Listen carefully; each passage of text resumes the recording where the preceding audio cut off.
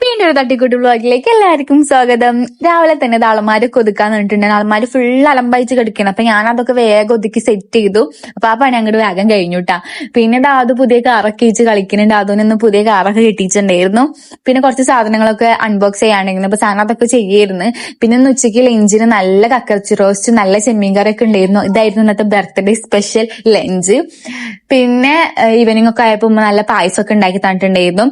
സനക്കുട്ടിയുടെ birthday ആവണേന്ന്. അപ്പൊ അവൾ അതൊക്കെ ഇരുന്ന് ഇങ്ങനെ കുടിക്കുകയാണ്. ഇത് കഴിഞ്ഞിട്ട് ഇനിയിപ്പോ സനക്ക് വീഡിയോ ഒക്കെ എടുക്കാണ്ട് ജസ്റ്റ് പുറത്തിറങ്ങണം. പുറത്തിറങ്ങിയപ്പോഴോ മഴയൊക്കെ കാരണം ഫുള്ള് മഞ്ഞൊക്കെ ആയിരുന്നു. ഒരു രസം ഉണ്ടായിരുന്നില്ല. എന്നാലും തട്ടിക്കുട്ടി അങ്ങ് വീഡിയോ ഒക്കെ എടുത്തു.